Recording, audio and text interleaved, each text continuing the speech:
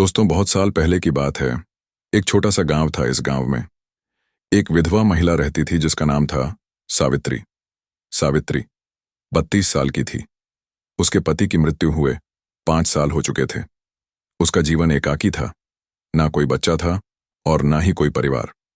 सावित्री के पति की मृत्यु के बाद उसकी दुनिया उजड़ चुकी थी, लेकिन उसने हार नहीं मानी। उसने फैसला किया कि वह अपना जीवन गांव के प्राथमिक स्कूल में बच्चों को पढ़ाने में लगाएगी।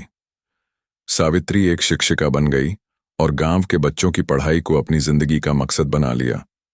हर सुबह सूरज उगते ही सावित्री की दिनचर्या शुरू हो जाती। वह जल्दी उठती, घर के काम निपटा और स्कूल जाने की तैयारी करती। उसका छोटा सा घर, जो उसके पति के साथ की याद दिलाता था, अब वीरान और ठंडा महसूस होता था।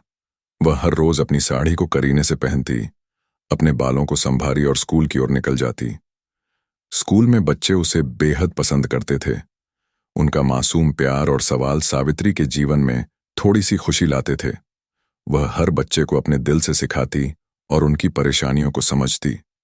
लेकिन जब स्कूल खत्म होता तो सावित्री के जीवन में फिर वही अकेलापन दस्तक देता। रातें उसके लिए सबसे कठिन होती थीं। अंधेरा गिरते ही उसका मन भारी हो जाता। वह सोचती, अगर मेरी अपनी संतानें होती तो शायद यह अकेलापन इतना कचोटता नहीं। लेकिन भगवान ने उसकी गोद खाली रखी थी। एक दिन गांव के स्कूल में एक नया अध्यापक आया। उसका नाम अनिकेत था। अनिकेत 25 साल का एक युवा, ऊर्जावान और आकर्षक व्यक्ति था। उसका व्यक्तित्व बेहद प्रभावशाली था। वह सुंदर था, लंबा कद, चौड़ी छाती और तेजस्वी मुस्कान। सावित्री ने जब पहली बार उसे देखा तो वह ठहर गई। उसके दिल में हलचल मच गई। यह भावना कुछ अजीब और अनजानी थी। उसने खुद को संभालते हुए अनिकेत का स्वागत किया। नमस्ते, सावित्री ने धीमे स्वर में कहा। नमस्ते, मैं अनिकेत, मैं यहां पर नया अध्यापक हूं, उसने उत्तर दिया। दोनों ने औपचारिक परिचय दिया और स्कूल की व्यवस्था पर चर्चा की। अनिकेत ने बताया कि वह यहां अस्थायी रूप से काम कर रहा है, लेकिन उसके सपने बड़े हैं। वह जीवन में कुछ बड़ा करना चाहता है। अनिकेत की बात सुनकर सुमित्रा ने उसको कहा, बहुत अच्छी बात है। यह हर किसी को सपने देखने और उनको पूरा करने का अधिकार है। ऐसे ही कुछ दिन बीते और सुमित्रा ने महसूस किया कि वह अनिकेत की राह खींचती जा रही है। लेकिन इस तो सावित्री के जीवन का ज्यादातर हिस्सा बच्चों के साथ बीतता था। वह उनके साथ समय बिताकर अपने अकेलेपन को कम करने की कोशिश करती थी। लेकिन जब से अनिकेत ने स्कूल में कदम रखा था, सावित्री के जीवन में जैसे एक नई ऊर्जा आ गई थी।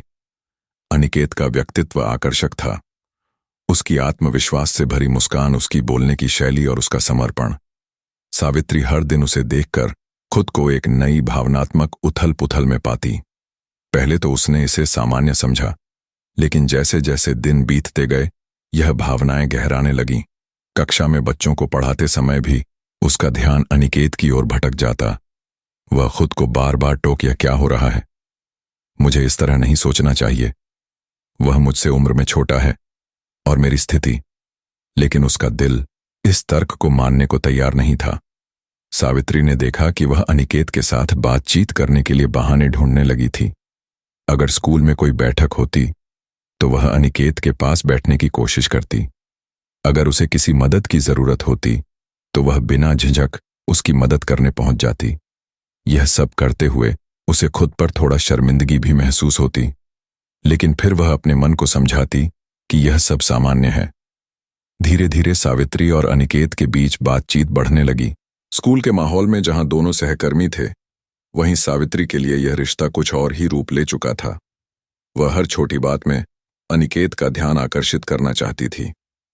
एक दिन जब स्कूल की छुट्टी जल्दी हो गई थी, अनिकेत ने सावित्री से पूछा, सावित्री जी, आप इतने सालों से इस स्कूल में पढ़ा रही हैं, क्या आपको कभी कुछ अलग करने का मन नहीं हुआ? सावित्री मुस्कुराते हुए बोली, मेरे जीवन का उद्देश्य अब यही है। ये बच्चे ही मेरा परिवार है। मेरे पति की मृत्यु के बाद मैंने अपने जीवन को इन्हीं बच्चों के लिए समर्पित कर दिया है। अनिकेत ने उसकी बातों को ध्यान से सुना। उसने कहा, आपका समर्पण सराहनीय है, लेकिन क्या आपने कभी सोचा है कि आपके जीवन में भी इससे भी अधिक खुशी हो सकती है? यह सवाल सावित्री के दिल के भीतर एक गहरी छोड़ गया। उसने अनिकेत के शब्दों को अपने तरीके से समझा। उसे लगा कि अनिकेत भी शायद उसकी भावनाओं को समझ रहा है।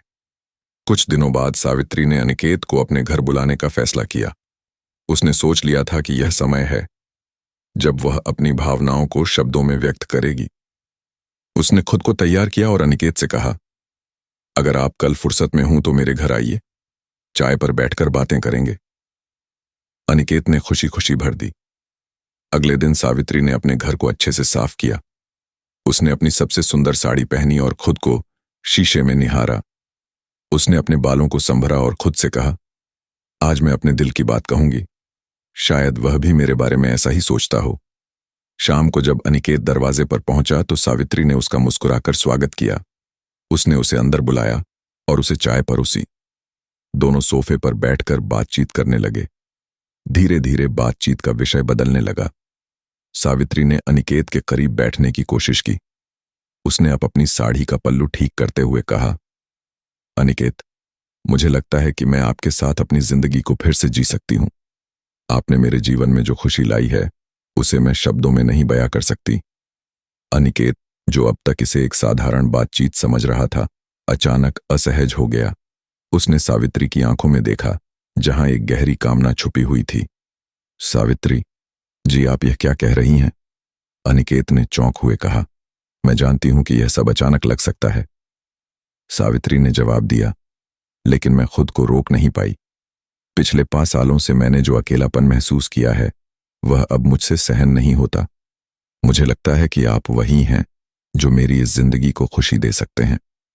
अनिकेत ने गहरी सांस ली और सावित्री से कहा, सावित्री जी, मैं आपकी भावनाओं को समझ सकता हूं। मैं जानता हूं कि आप कितनी कठिन परिस्थितियों से गुजरी हैं, लेकिन मैं आपके बारे में ऐसा नहीं सोचता। मेरे मन में आपके लिए गहरा सम्मान है, लेकिन मेरी भावनाएं आपके प्रति अलग हैं। मैं ऐसा कुछ भी नहीं कर सकता जो आपकी स्थिति का फायदा उठाए। सावित्री के चेहरे का रंग उड़ गया। वह खुद को समझाने की कोशिश कर रही थी, लेकिन उसका दिल टूट चुका था। उसने अपनी नजरों को झुका लिया और धीमी आवाज में कहा, मुझे माफ कर दीजिए। शायद मैं अपनी भावनाओं को काबू में नहीं रख पाई। यह मेरी गलती है। अनिकेत ने उसकी ओर देखते हुए कहा, गलती नहीं है सावित्री जी, यह इंसानी भावनाएं हैं। लेकिन मैं चाहता हूं कि आप इस परिस्थिति को समझें और इसे अपने जीवन में एक सीख के रूप में लें। आप एक मजबूत महिला हैं। आपको खुद को और मजबूत बनाना होगा। उस रात जब अनिकेत उसके घर से चला गया, पवित्री अकेली बैठकर अपनी भावनाओं के बारे में सोचती रही।